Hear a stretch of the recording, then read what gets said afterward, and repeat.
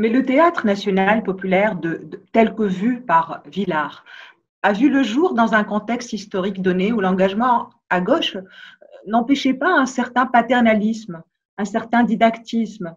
Le théâtre, par exemple, était relié par des réseaux de communication avec les comités d'entreprise. C'était un genre de théâtre citoyen, un théâtre civique. Pour faire un raccourci, on va dire que c'est le théâtre rouge contre le théâtre bourgeois. Est-ce que cette conception du théâtre populaire peut encore exister aujourd'hui? Non, non, il ne peut pas exister dans ses défauts. Voilà, parce que vous venez de citer des défauts, non pas qu'ils étaient en relation avec, ce n'est pas un défaut. Sans réellement des défauts, c'est attends, mais justement, je veux bien détailler. Ce n'est pas un défaut que d'être en rapport avec un comité d'entreprise. Ce qui est grave, c'est que ça ne soit plus le cas et ce n'est pas forcément la faute des théâtres. Il y a aussi des évolutions syndicales, etc. On peut dire qu'il y a eu aussi des dérives dans le choix fait par les comités d'entreprise. Il y a eu aussi parfois du populisme, vraiment. Bon, donc on pourrait beaucoup parler là-dessus. Mais bien sûr qu'on a besoin, nous, on a besoin on a besoin de ponts, on a besoin de gens comme nous, les professeurs, enfin nous, les profs, les instituteurs, ce sont je dirais, nos plus précieux traducteurs. Hein. C'est eux c'est eux après tout qui se battent pour nous emmener leurs enfants, leurs élèves, leurs collégiens, même les collégiens, les lycéens. Donc un théâtre, une troupe de théâtre a besoin de défenseurs. Donc le Théâtre national populaire Villard avait compris ça. Et il allait chercher ces défenseurs parmi les gens dont il estimait qu'ils avaient besoin de lui aussi. Hein, c'est-à-dire, c'est réciproque. Ce sont nos défenseurs, mais ils savent qu'ils ont besoin de nous. Maintenant, le côté, comme vous dites, rouge, c'est-à-dire très idéologiquement marqué, donc parfois réducteur, ça n'a pas lieu d'être. Hein. Il y a des façons de faire un théâtre citoyen qui soit complexe, qui soit, je dirais même,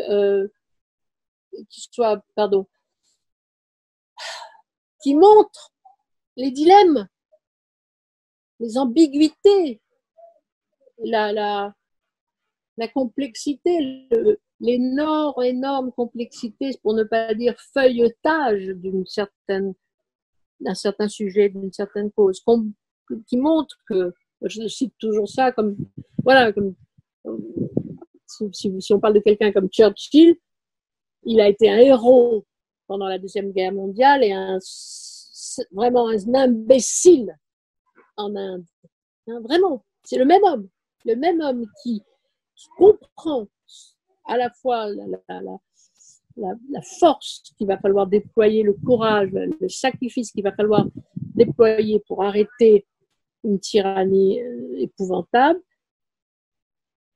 et qui en même temps, en Inde, se conduit comme le plus crétin des colonialistes, ne reconnaît personne, ne voit pas qui il a en face de lui avec Nehru ou Gandhi, et devient vraiment un imbécile. Moi, et donc, bon, il y a beaucoup de gens comme ça. Hein. On est deux en nous. On a le courage et puis l'imbécilité. À nous de faire attention et de bien choisir. Et Ariane Mouchkine, pour rester ça, le théâtre, pardon, je termine juste. Allez-y. Et ça, c'est le théâtre qui montre ça. Au fond, c'est le théâtre qui montre que ce fiefé crétin de Winston Churchill en Inde, je dirais parfois cet assassin, eh ben, face à Hitler, tout d'un coup, il y a une autre face qui apparaît. Et d'une certaine façon, moi, je considère qu'il est un des grands facteurs avec l'Angleterre d'une possibilité de débarquement et de libération, etc. Donc, c'est presque le personnage, je dirais, le plus caricatural que je peux prendre pour montrer une dualité chez un être humain, mais nous sommes, au fond, je pense que le théâtre parle souvent, sinon toujours, de dualité. Il parle à la fois c'est nous qui parfois simplifions dans certains grands classiques, c'est nous qui simplifions à l'extrême un personnage, comme Clytemnestre par exemple, hein, qu'on travaille toujours comme une méchante, hein, parce qu'on ne lui raconte pas tout ce qui a précédé le meurtre d'Agamemnon, hein, c'est-à-dire le Oui, parce que le manichéisme est confortable. Voilà, oui, enfin, le manichéisme, exactement, oui. Bah, excusez-moi, je vous demanderai de rectifier l'angle de la tablette parce que là, quand vous avez un certain moment, la tablette a bougé et, le bas de votre visage est coupé. Juste un peu. Voilà, voilà. Non, un peu plus. Non, attendez. Ça va là? Non. Une seconde. Parce que la tablette a glissé. Une seconde. Là, je ne vous vois plus. Je sais. Je sais.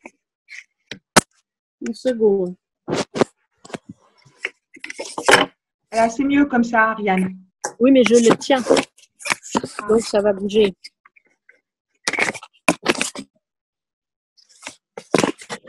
Ça va comme ça? Un peu plus, voilà, qu'on voit un peu vos épaules.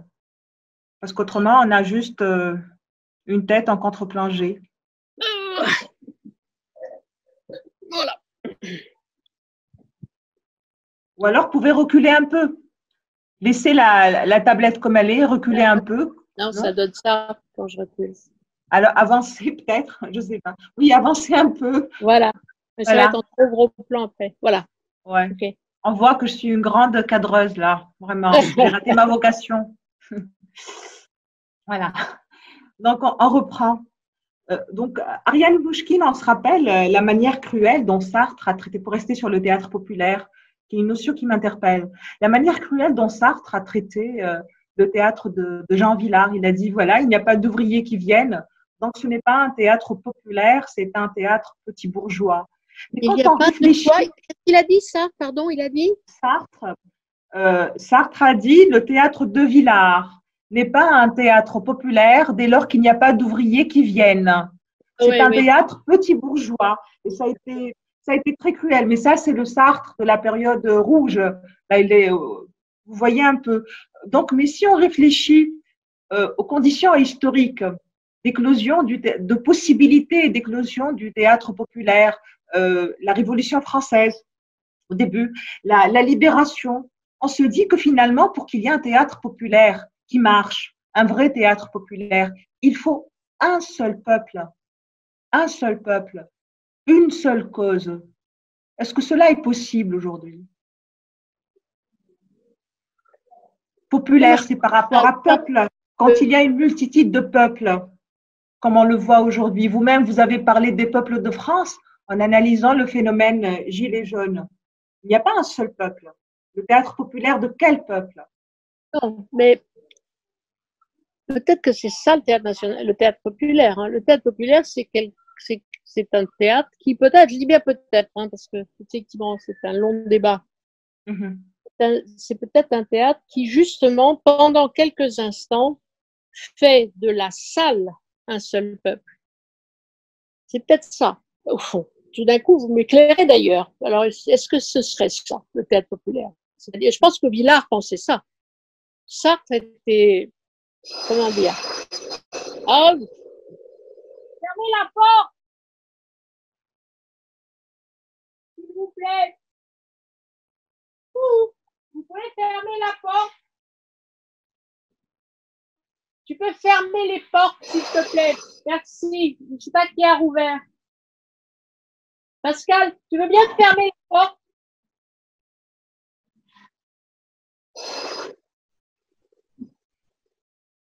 Donc, on parlait de Sartre. Oui. Bon. Il n'a pas dit que des choses, comment dire? Avisées. Hein, il n'a pas dit que des choses avisées, Sartre. Hein. Oui.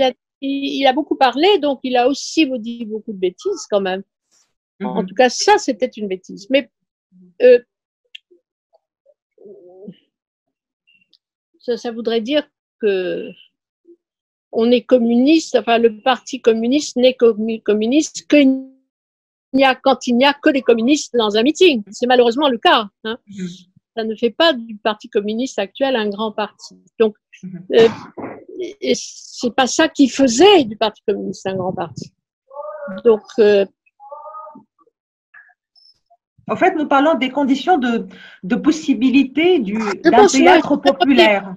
Je voudrais revenir sur ce que cette phrase très réductrice de Sartre me fait dire. C'est que je me dis, bon, au fond, tiens, il y a plusieurs peuples, c'est vrai, et terrible, et je dirais de plus en plus. C'est pas une bonne nouvelle. Ce n'est pas une bonne nouvelle. Hein. Comment dire? Le morcellement. Ouais, la division, hein. Le déchirement. Les divisions, c'est pas une bonne nouvelle. Mais peut-être que c'est ça le théâtre. Que dans le moment du théâtre, c'est 2 heures, c'est 3 heures, c'est 4 heures, parfois plus long, parce que les gens viennent avant, passent un moment. Peut-être qu'il y a ce moment utopique entre tous, peut-être, hein, qui est que, tiens, nous sommes ensemble. Voilà, nous vibrons ensemble, nous rions ensemble. Alors qu'il y a dans la salle des gens de tous âges, de toute provenance, y compris de tout milieu, même si il n'y a pas la figure mythologique, il n'y a pas beaucoup de ces figures mythologiques dont parle Sartre, qui seraient des ouvriers. Les ouvriers sont souvent là, représentés par leurs enfants, que nous amènent leurs professeurs. Donc, et vous-même, Ariane Mouchkine, vous dites que vous faites tout pour que le peuple vienne, les ouvriers viennent, mais oui, ce n'est pas toujours réussi. Vous parlez de vents contraires. Ces vents contraires ne seraient-ils pas que le peuple n'existe pas, justement, et que le théâtre populaire ne serait qu'une utopie? Non, c'est pas vrai, ça. Je ne crois pas. Voilà. Mais une utopie au sens qu'on a développé en début d'émission. Irréalisé, oui. Non, oui. Je crois qu'il y a vraiment. Non, voilà, je pense pas ça. Alors voilà, peut-être que je n'ai pas une pensée suffisamment élaborée pour penser que ce que je fais n'existe pas. Je ne suis pas assez costaud pour ça. Voilà, je ne pourrais pas faire ça. Hein. Je pourrais pas. C'est comme si vous disiez à un médecin, ben non, je suis pas médecin. La médecine n'existe pas puisque voilà, là il y a eu 30 000 morts ou presque en France. La médecine n'existe pas. Oh, la médecine existe. Elle en a sauvé 60 000. Hein.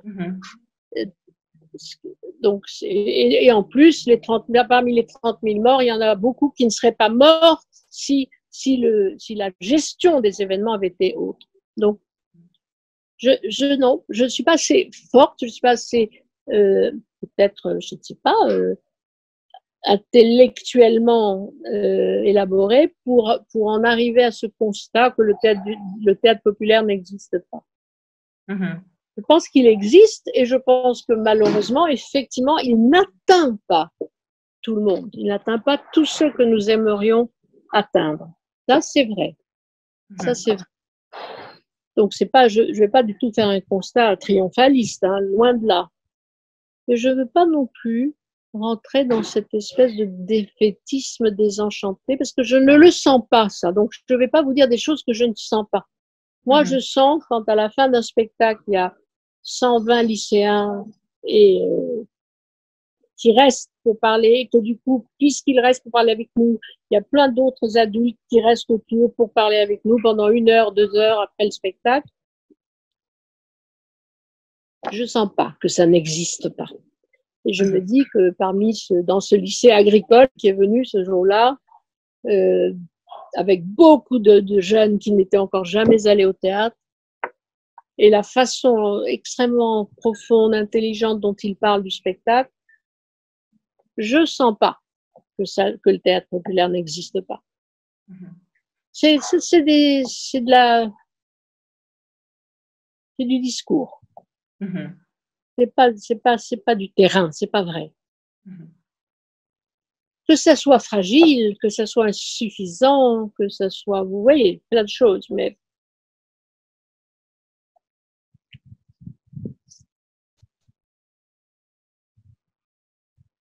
Ariane Mouchkine, par rapport à votre filiation théâtrale avec Jean Vilar. Vous n'êtes pas dans le dépouillement des mises en scène de Vilar, ce côté janséniste. Est-ce que vous avez juste voulu couper avec le côté didactique du théâtre de Vilar, ou est-ce encore votre immersion asiatique? Oui, donc je pense que c'est plus l'immersion, peut-être, comment dire, un tempérament différent. Moi, quand je dis le Théâtre du Soleil est dans la lignée des théâtres populaires, d'abord on se flatte un peu, hein, quand on dit ça d'ailleurs. On a voulu, ça, voilà, on espère qu'on est dans cette lignée. Mais j'ai pas dit ça esthétiquement. C'est pas la même esthétique du tout, c'est vrai. C'est pas du tout la même. Mais bon, Villard avait affaire avec ce qu'il avait à faire, c'est-à-dire il avait affaire avec un immense plateau. Euh, et voilà, donc il a joué le dépouillement qui a été d'ailleurs tout à fait salutaire pendant quelques années sur ses mises en scène. Mais bon, effectivement, il y a différentes esthétiques, il y a différentes visions, il y a un rapport à la musique qui est différent. Moi, je travaille avec Jean-Jacques et ça change. Le maître, pardon, avec Jean-Jacques Lemaître, ça change forcément. C'est une des grandes rencontres aussi, ça, hein, ça a influencé énormément mon travail, notre travail. Donc, l'esthétique de la cartoucherie aussi, a-t-elle influencé votre travail? Certainement, certainement. C'est pour ça que je parle de Billard et du TNP, du plateau qu'il avait. Nous, on est certainement influencés par le fait, par cette espèce d'ouverture merveilleuse que nous donne cette ouverture que nous donne là, il y a du monde. Qu'est-ce qu'ils vont faire? Pardon, excusez-moi. Je vous en prie. Silouane, non, tu peux pas rester là. Voilà, d'accord.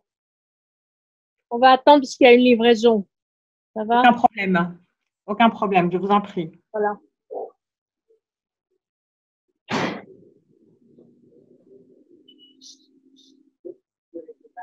Bien sûr, là, oui, là, ça va, mais ta voiture est ici.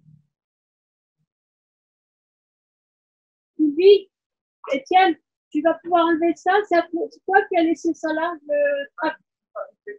Ah, c'est d'accord.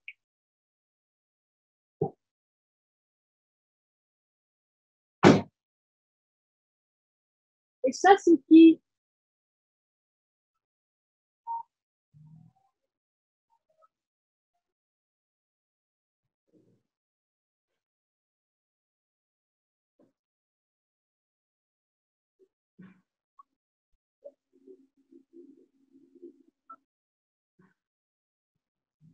Pardon, hein.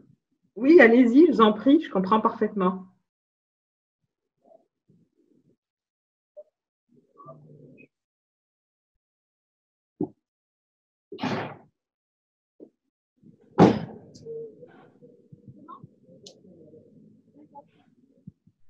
C'est peut-être les feux, c'est peut-être les feux. Ah, zut. Hein?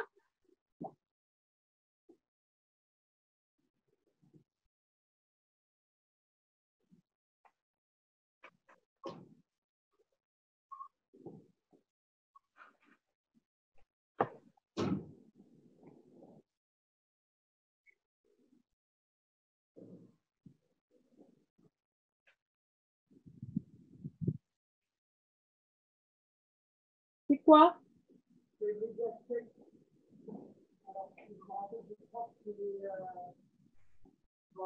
Bon, c'est pas grave, tu me diras après, c'est pas grave. Hein?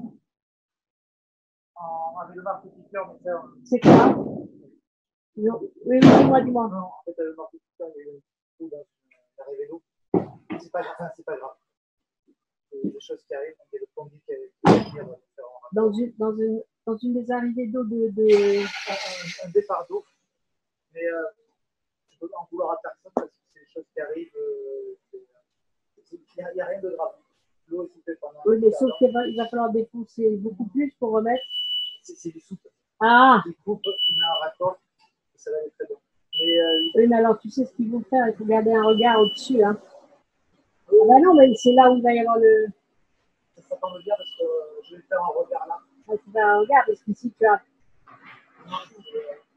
C'est un béton, mais c'est pas. C'est quoi, c'est l'écoulement du lavabo ou Non, c'est pas l'écoulement, c'est l'arrivée pour le lavabo de. l'arrivée qui distribue. L'arrivée de froid. Donc c'est pas sur le plan, c'est pas juste. C'est sur le plan, mais pas bien.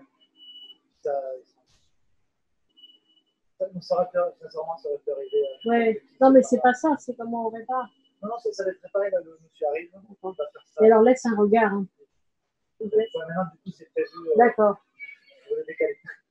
Ciao. Bien. Pardon.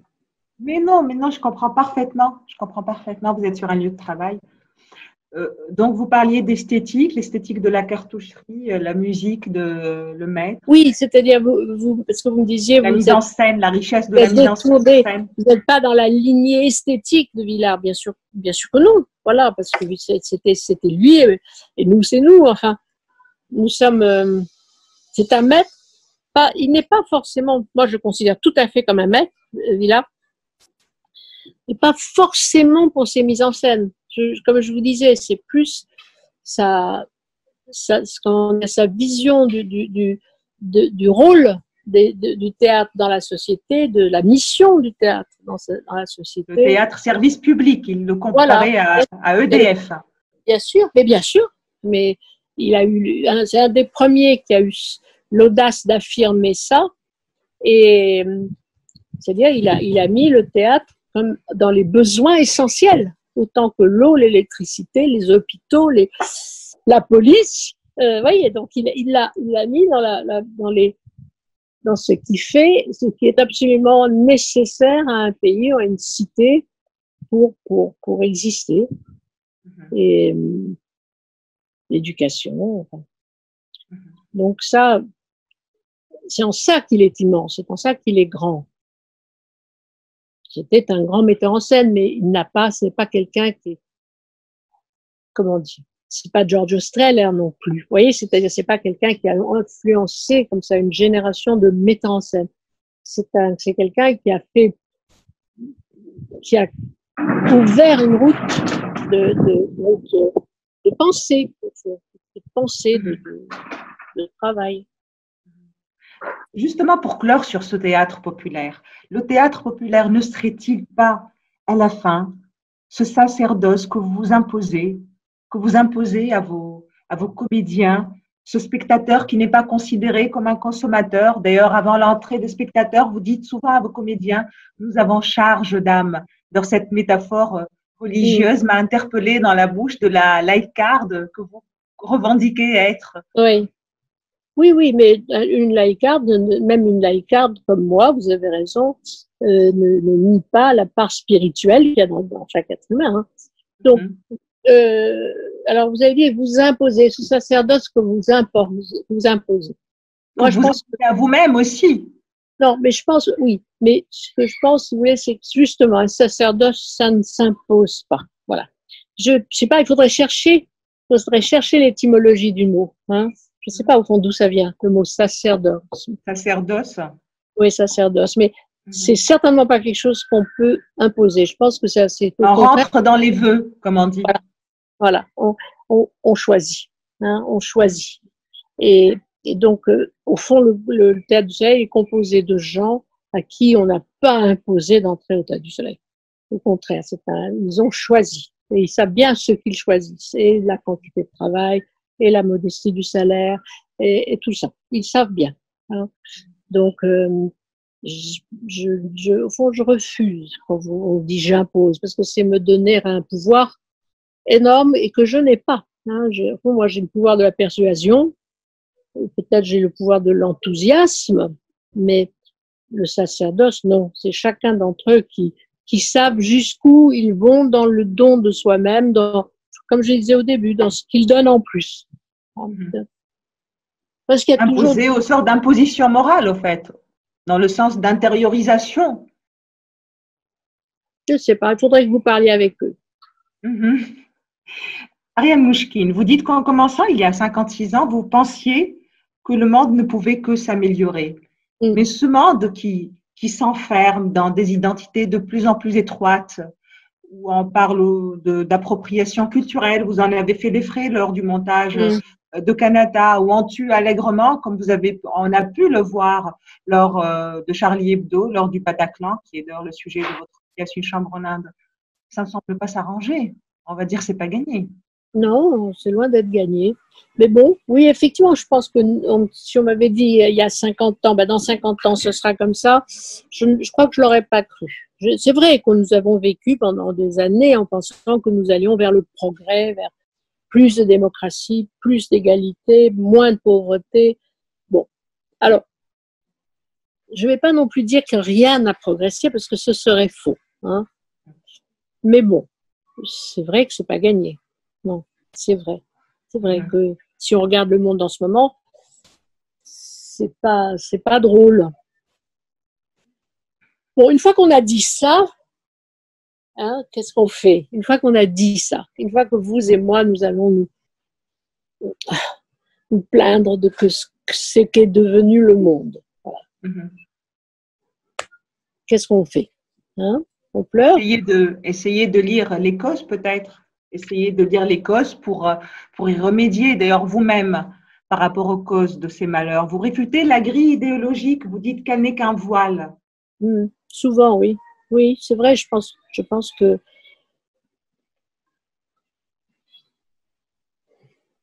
je pense en tout cas, il faut faire… Oui, je n'ai pas besoin… comment dire? Je ne crois pas que j'ai besoin d'une idéologie pour voir combien le monde est cruel, inégalitaire, combien notre système en place est prédateur. Voilà, on en a des preuves chaque jour. Donc, je pense qu'une grille analytique trop rigide idéologiquement ne fait qu'au fond parfois ne fait qu'aveugler sur certaines choses. Donc je crois que au fond je pense qu'il faut il faut d'abord essayer de comprendre le monde qui est parfois incompréhensible. Et il faut quand même tenter de le comprendre et effectivement tenter de résister à cette pente vers laquelle il semble aller. Je ne suis pas sûre que j'ai besoin d'une idéologie pour faire ça. Mais ce serait un autre long débat, ce serait une autre conversation. Ariane Mouchkine, vous avez été frappée par la Covid, parce qu'apparemment, il faut dire la Covid selon l'Académie. Vous vous êtes relevée, mais vous n'avez pas aimé ce que vous avez vu en vous relevant. Vous voulez parler de… Oui, non, j'ai pas aimé. J'ai pas aimé du tout, non. Je trouve que… écoutez, on va pas revenir là-dessus, mais je trouve que nous sommes très mal gouvernés, voilà. Alors, je pense que c'est vrai que ce pauvre jeune gouvernement inexpérimenté ne pouvait pas s'attendre à tout ce qui lui est arrivé, mais au fond, quand même, s'il avait lu certains rapports, s'il avait su regarder vers l'Est, s'il avait, lu certains… Pardon, oui, c'est moi. Tu commences à installer, absolument.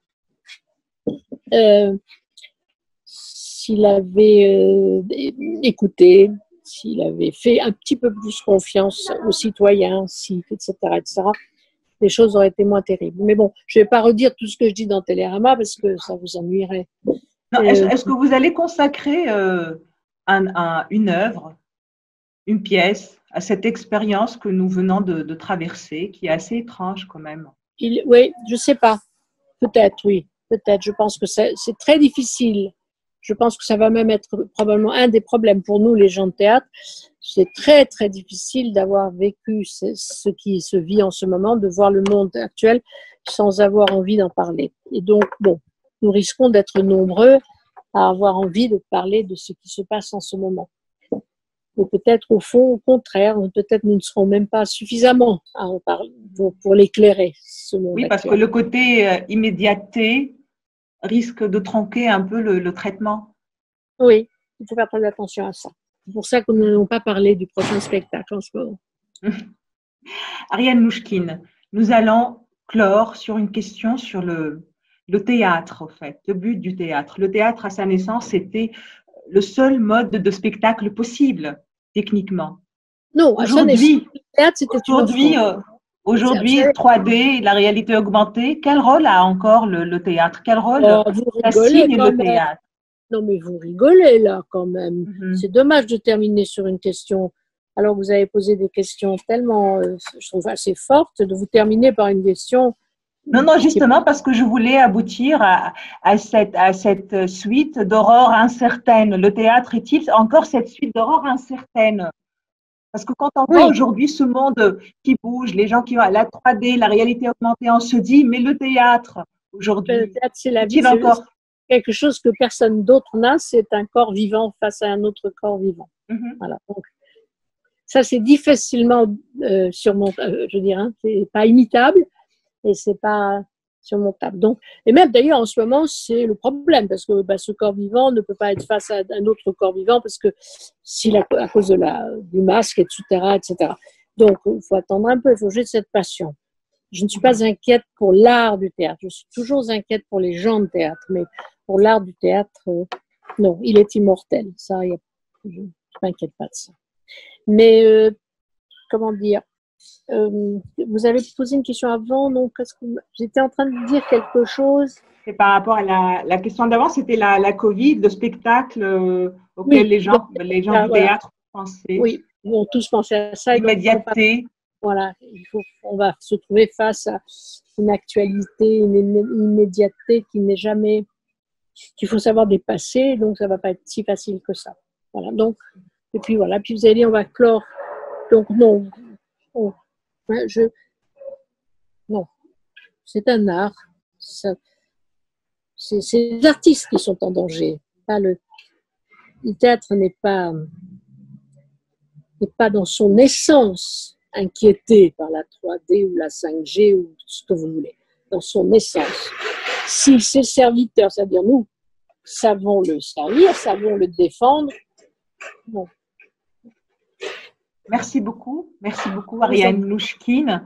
Nous allons clore sur votre choix musical, les Beatles. Vous avez choisi l'air le plus joyeux des Beatles. C'est pour combattre la sinistreuse ambiante?